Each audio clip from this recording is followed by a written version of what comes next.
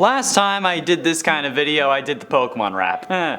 Yeah, let's not do that again. Legendary Pokemon are called that for a reason, okay? They're the most powerful Pokemon in existence, and sometimes they're even basically gods. And while in the games and the anime they don't really end up causing terrible universe-ending events, what would happen if they were real? That concept is what we're exploring today. Let's do it. In at 10, Marshadow. Marshadow is kind of scary when you think about how it learns and gains its attacks and abilities. It travels through beings' shadows, learning how to copy their movements and then gaining the power of those attacks and moves via the Pokemon or human's shadow that it's actually traveling through. Yeah, it's a ghost and fighting type Pokemon, but it's still a deadly combination. And while using a unique Z crystal known as the Marshadow Z, it also wields the move Soul Stealing 7-star Strike. So yeah, if you'd like to hold on to your soul and the power of your shadow, I guess, stay far away from this thing. Jeez, it's a little bugger, but it could deal some damage. Are you looking to protect yourself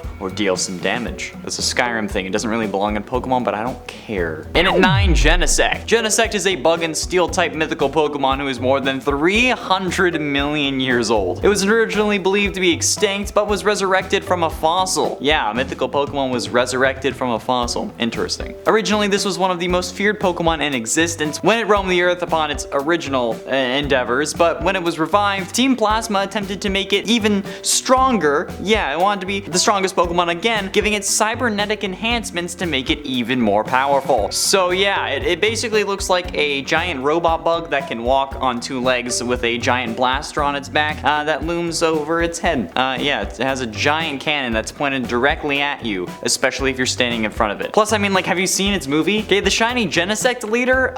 Yeah, honestly, Genesect doesn't really feel like an accurate name. Straight up, I think that they called it this just because they didn't want to call the Pokemon Genocide, because it seems like he wants to destroy all of humanity and all of the humans literally ever. And sometimes I feel like maybe that's the only way to save the planet, but I don't think climate change is a real thing in the Pokemon universe. So he just wants to do it for fun. And at 8, Rayquaza. Rayquaza is a beast of a Pokemon. This guy in his original form is 23 feet long and weighs 455 pounds. While he is meant to soothe the other members of the Weather Trio, the territorial nature of the Pokemon means that it will really attack indiscriminately. In the Pokemon movie Destiny Deoxys, Rayquaza attacks Deoxys for its territory, even though it was just looking for its friend, which was another Deoxys. And it was also not really invading his territory at all. But also the shiny of this Pokemon is terrifying, okay? It's a giant flying snake that is nearly impossible to see against the night sky because its shiny form is black with only a couple of yellow spots. Yeah, no thank you. Rayquaza also attacked the rocket ship that Ash friends and Team Rocket were on in the anime episode Where No Togepi Has Gone Before,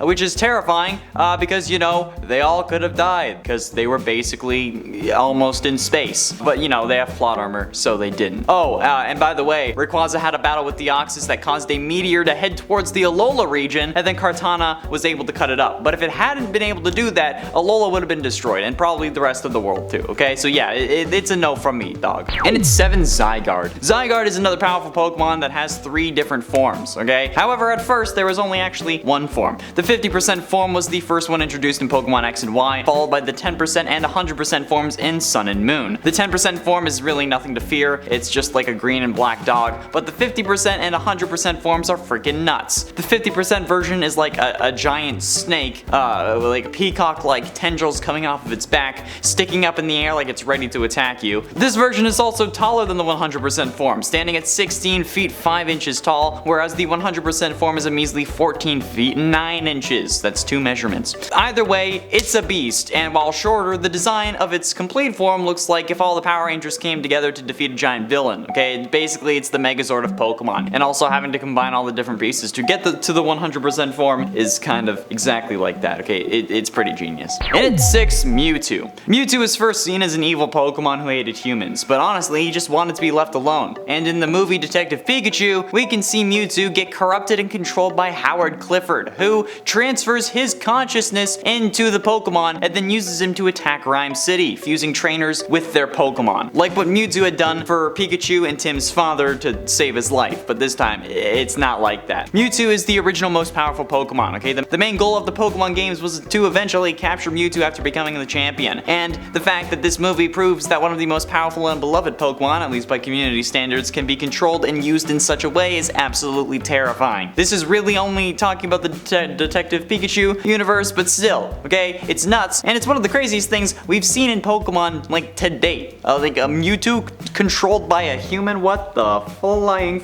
Halfway through into number 5, Darkrai. Darkrai is the original Creeper Pokemon. The original Creeper legendary. Hypno is and forever will be the Creeper Pokemon. However, Darkrai is one rude mother hubber because he's just here to ruin your day. Well, actually, your night. Darkrai is the pitch black Pokemon and loves to feast on dreams. But not just any dreams. No. This psycho loves nightmares. If Darkrai causes you to have a nightmare, they're never going to end. You'll be stuck in a coma-like state with constant nightmares unless exposed to the Lunar Wing from Cresselia. Both Darkrai and Cresselia are the lunar duo, basically countering each other and being polar opposites. But really, do I need to explain why Darkrai is scary? Like, if it's not that obvious at this point, you don't really know Pokemon. And at 4, Yveltal. Yveltal, or Yveltal, depending on how you want to say it, basically just has control over death. It has the power to absorb life energy by spreading its wings and its tail feathers. And in the main series episode, The Legend of X, Y, and Z, Yveltal was shown turning a whole kingdom to stone, including people and Pokemon. And when it reached the end of its life, it kills everything. Yeah, according to the Pokemon Y and Alpha Sapphire Pokedex, when its life comes to an end, it absorbs the life energy of every living thing and turns into a cocoon once more. If this Pokemon dies, everything dies, and apparently, it's inevitable. Sure, the destruction may be contained to the Kalos region, but even then, literally anything and everything from that region will die. So yeah, what the hell? That's insane. That's like the Pokemon equivalent to Pompeii.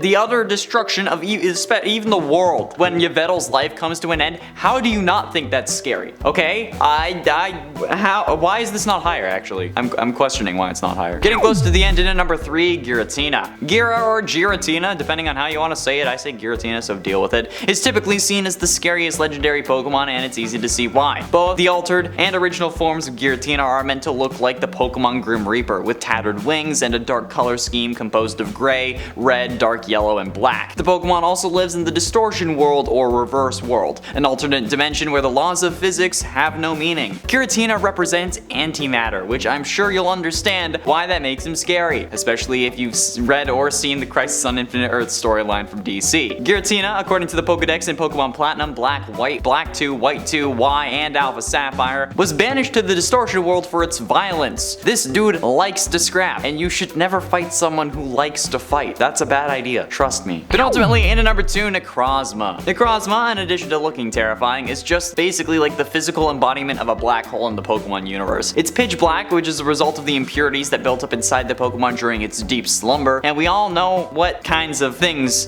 impure people can get up to. Yeah. It also absorbs light, and once it absorbs enough of it, it can ultra burst to become Ultra Necrozma, a colossal dragon of pure light energy. It can also fuse with Solagio or Lunala, making them even more terrifying versions of the Sun and Moon mascots. Necrozma originates from deep space and is able to open and travel through ultra wormholes. It had the ability to give light, but it was injured and partially broke, thus resulting in the spread of crystals capable of activating the Pokemon's ability to use Z moves. This Pokemon is the reason we can use Z moves, and he looks horrifying, okay? Necrozma is my sleep paralysis demon, and I'm not gonna apologize for it. It's true. That and Shadow Bonnie. I had to work FNAF in here somehow. Gotta make sure I can put it in the tags. And finally, in at number 1, Eternatus. Eternatus is one overpowered beast, okay? And its Eternamax form is nothing short of the most aggressively horrific thing you can ever see in a Pokemon game. This Pokemon is what created the Dynamax phenomenon in Pokemon Sword and Shield. According to the Shield Pokedex entry, the Eternamax form is also absorbing the energy from the Galar region, making it weaker while powering up itself. It even ends up absorbing all the energy in Galar thanks to Rose's meddling.